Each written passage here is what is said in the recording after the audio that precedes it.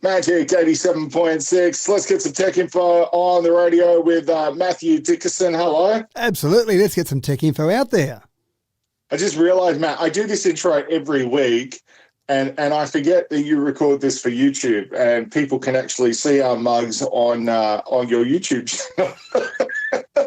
Yeah, that's why you record that beautiful image that you've got there and send it through to me each week.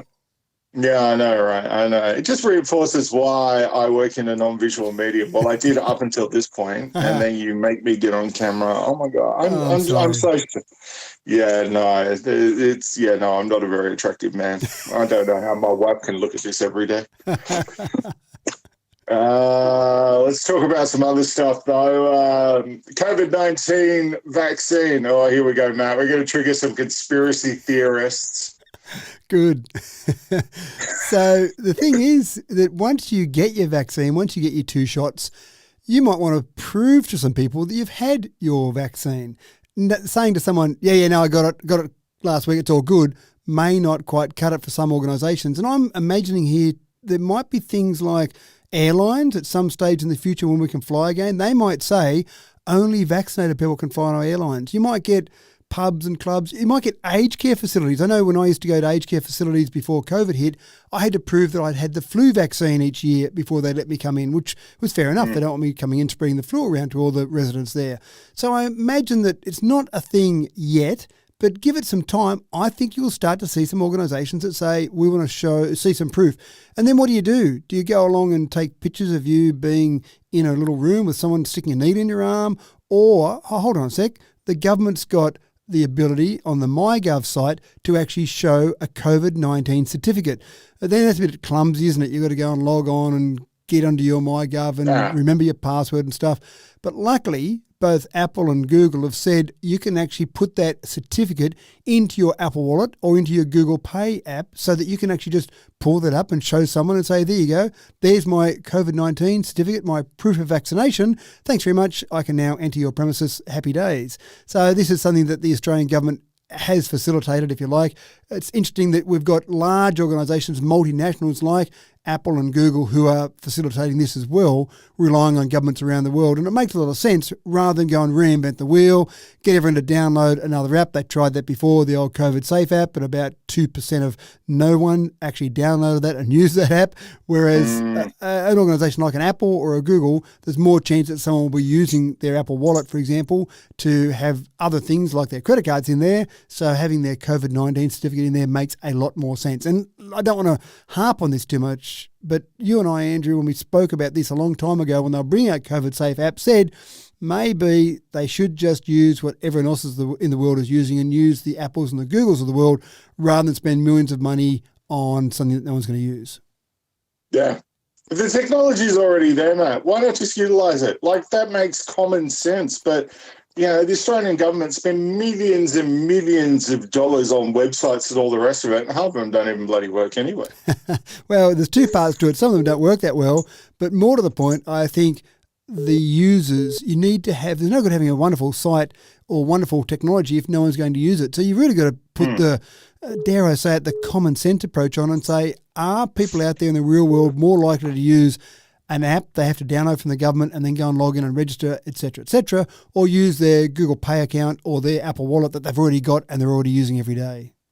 Yeah, it's just going to trigger people, Matt, because it's all going to come back to that stupid argument of Bill Gates and Big Brother and, the world domination and everyone wants to know where you are. I'm sorry. Facebook already knows where you are 24 hours a day.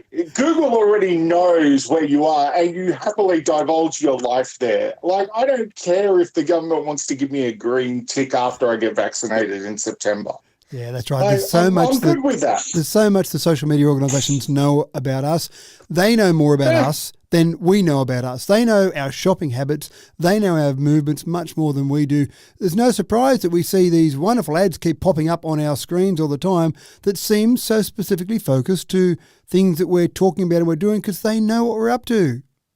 Yeah, absolutely. If you go to my socials, you can see pictures of my dog. Have you seen pictures of my dog yet, Matt? I haven't seen pictures of your dog, but give me a second. I'll just, there we go. Look at that. That looks very cute. Awesome, my dog. Go see my dog. Oh, look at that. I've got ads for dog food now and leashes. And yeah, It's simple, people. Now, I played the piano when I was a kid, Matt. I had 2 years of piano lessons. Are you musically inclined? No, I never really liked the piano. It seemed like a bit boring to sit around there. I prefer the guitar, to be honest. But the piano, Yeah, look, three of my kids play the piano, and it does actually look like a skill that one day when I get old and retired, I might have a little bit of a crack at that and have a bit of a play with that. But I've only got 10 fingers. So I'm not sure in the modern world whether that will be enough for me to play the piano, because you've now got robotic thumbs that are being fixed to people that can play the piano. So they're playing with 11 fingers. I'm not sure that I'd be good enough to play with 11 fingers, Andrew.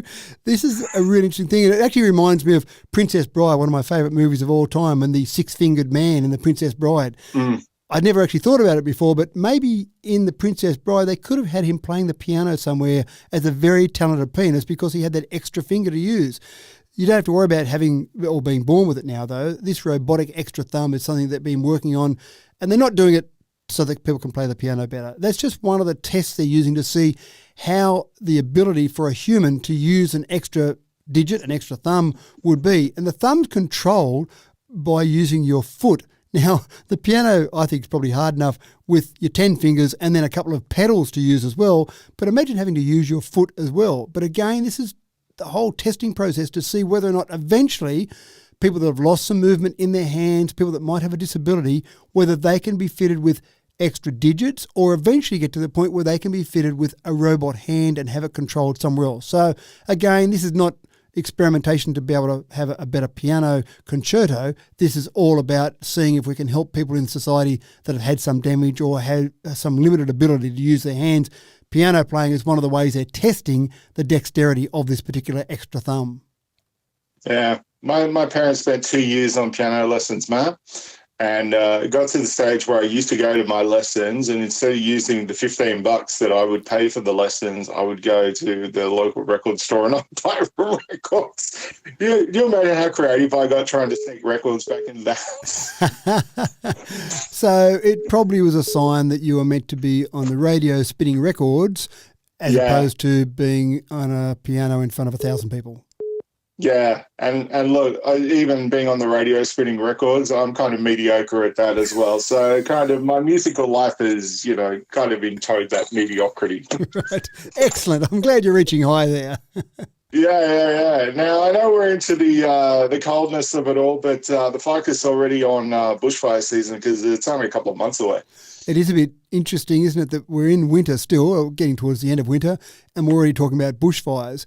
But in the wake of the devastating Black Summer bushfires of the 2019-2020 season, which kind of got forgotten about a little bit because this little pandemic came along, but the Bushfire Building Council of Australia has announced an app, and this is going to let people gauge how at risk they are of a destructive bushfire. Now, the first thing you'll do in the app is you'll put in your address. That kind of makes sense. If you're in the middle of Sydney, in the middle of a concrete jungle there, you're probably less likely to be subject to a bushfire than someone who lives in the Blue Mountains maybe. So the first thing they'll do is they'll put in their address, and then you'll be asked a series of questions about your home, about the landscaping around your home, about garages, patios, decks, a whole range of questions. And at the end of all of that, you'll get a rating from a 1 to 5 star rating of how likely your home is to be subject to bushfires. And then the good news is, so rather than just get scared and go, oh no, I'm going to sell my house, the good news is there's more information in there to help you make your home be more bushfire ready. In other words, you might find that you've got a kayak or some other bits of equipment stored around the home. That might be more likely to have you subject to a bushfire because embers is a common way that bushfires start. So clean up some of those things around your house. Maybe put them under cover. Maybe put those things in the garage. That deck that you've got attached to your house, maybe have some sort of break between the deck and the house. So a whole range of things like that are going to help you feed that information in and hopefully make your house safer, and also just be prepared. Make sure that if you are in that really high rating and there's not much else you can do to your house, just have some sort of plan in place ready to go in case bushfires do come along, which I'm pretty sure they're going to happen again. Oh yeah, especially around here. The message always happens around here. Get prepared, get early, and if you need some information, go to the RFS as well. They can help you out. But now is the time to start thinking about it. I know, we make jokes about a lot of stuff, but this is serious business around here. You need to get your stuff together. Yeah, and I think an app like this is going to, if nothing else, Andrew, it's going to bring it more front of mind. It's going to make you think about things a little bit. Go and use the app, have a look at it, get your star rating, and then say, what can I do to make my home just that little bit safer? Absolutely. All right. Joe Biden's been big on this the last week or so, but he wants the US to go electric. He wants the US to go electric and he wants the US to go American. So there's a few bits of controversy around this executive order he's just signed. He said, we want America to be buying 50% of their cars as electric cars by the year 2030, which is not that bold a claim. I think the community, our society will probably get there despite government changes, despite government policy. I think we'll do it anyway. I think humans, as more cars become available, as more choices become available, I think we'll do it anyway. But he's also gone big on saying we want American car makers to be at the forefront, which, as you can imagine, for the BMWs, the VWs, the Toyotas, they're not overly impressed with that part of the announcement. They think going electric probably makes sense, but going the American part of it, which is obviously very good for Ford and General Motors. No surprises here. They're right behind the announcement. They're completely backing the US president in this announcement. And they've got a few cars that are coming out now. We've talked before about the F-150, the Ford F-150. We've talked about the Mustang E-Mach, a couple of very impressive cars, and people will, I think, Americans will jump all over those. General Motors has got their Hummer. Now, the Hummer, I love the idea of electric Hummer. It's normally got a 6.2 litre V8 engine and you pour petrol in as fast as you use it up normally, but it's got an electric or a couple of electric motors in the Hummer and very impressive performance stats. So I think the manufacturers in America are saying, yep, the time is right, and having the confidence of the American government behind you, as opposed to the previous president, who I don't think anyone had any confidence in him doing anything else but spinning the dummy. So I think this will actually accelerate, excuse the bad pun, accelerate the manufacturing process in America, which is good for us, because as those cars are released in America, then Australia in some respects is a little state of America. We just follow what they do, so we might finally jump on board. Be interesting to see if Joe Biden brings the rest of the country in alignment with other states like California, because California have got some of the tightest emission controls in the world. You know what I mean? Yeah, and there's no surprise there that the uptake of electric vehicles in California is much higher. I think from memory they're about 7.2%.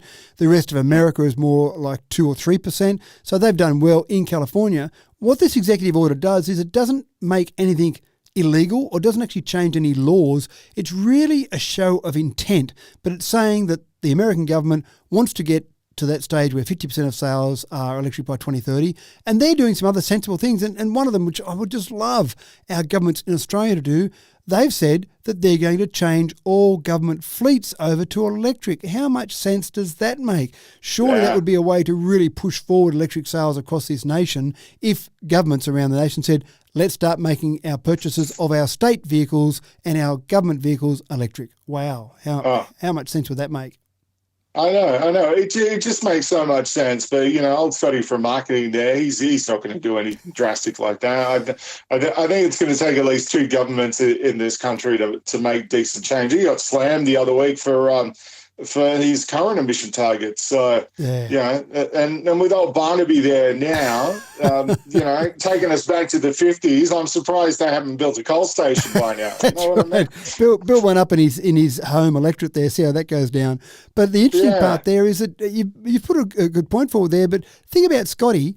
What he uses a government vehicle for typically is going from Parliament House into wherever he might stay overnight in Canberra, the lodge perhaps, and maybe out to the airport. So that government car, how much sense would it make for Scotty to say, I'm going to show some leadership here. I'm going to have my government vehicle that is used to travel 5 or 10 kilometres at a time. I'm going to change it over to electric. Because when would he ever jump in that car and do 1,000 kilometres? I can't think of any time he would do that. Oh, he wouldn't, Matt. He would go, they as I had say, Holden Statesmans for years. That's like right. a V8 freaking Statesman to drive around Canberra. Like, so that would be so simple. And there's obviously other government vehicles that are used in that similar vein where they're taking politicians from Parliament House back to where they might stay overnight or to the airport. That's it. The trips are 5 or 10 kilometres at a time. Wow, how easy would that be just to make that show of intent there? The same would happen with the New South Wales government. The government vehicles that are used there around Sydney, they're doing very short trips. Surely it would make more sense to have those as EVs. Absolutely. All right. Now, I reckon I've got a pretty interesting story in my life, Matt. My radio journey has kind of made me do some really weird stuff. You probably got some interesting stories to tell as well, right? None that I can write down, though, Andrew. Oh, really? Look, I've done I've done a bit of that. I've actually written about 6 books now, and they've all been. Here we go. They've all been based on facts, though, and I find that much easier to write. What is a real challenge for many people, and myself included, I've never really been that interested in writing a fictional novel, but that's the real dream for some people, but some people are a bit stuck in it. And Mark Twain was very dismissive of people who thinks it's possible for someone to learn how to write a novel. He thought you either were born with the gift or you weren't. But there's a new process that's coming out about now where you might be able to use technology to help you write that novel that everyone's got in them. A US data scientist who was writing a novel was really stuck on just trying to get together the complex story, how characters interacted with each other, how there might be some backstories at play. And as he was writing his novel, he got a bit lost in the whole writing of the novel and thought, wow, this is really difficult to do. Some people might be able to hold all this in their head and know what plots are going on with these different characters and how the interactions are working. But he kind of gave up on that process and built a digital platform. It's called Lynit, Lynit. It's worth checking out. It allows you to put information in about your characters as they develop, keep adding information, and it basically lets you use technology to visualize how all these characters might interact, how the plots might go forward. And it saves you having some big plot jump or some interaction with characters that just doesn't make sense. You don't want suddenly an affair happening between brother and sister when that wasn't the plan. I mean, there's all sorts of things that you might have where you might not want things happening, and then suddenly you've lost track of the plot and suddenly things start happening that you don't want. So you can actually use this particular site now. If you've got that novel in you, I'd say go and have a look at it and start to put together your plot, and you might find that the words start to just roll out. Yeah, right. English was my best language. English was my best subject at school, Matt. I got 72 in the HSC in English, and I'm actually quite proud of that. But I'm impressed you can still remember the marks you got in your HSC. I know, right? It was the only decent mark I got in the HSC, so that's kind of embedded in my brain. So the rest of it, we don't talk about the rest of it, but you would think if English was, I would be better at the written word than the spoken word. And I have so much stories that my wife says that I really am full of stuff. You reckon it would flow out a lot more, but yeah, I don't know. I get to the first page, and even when we did creative writing at school, I get to the first page and I go, the end. Let's see, maybe the radio life is perfect for you. You've got 2 or 3 minutes, 5 minutes here, 5 minutes there, and you say the end, next song, job done. Yeah, well, that's it. All right, well, let's bring this segment to the end. Perfect.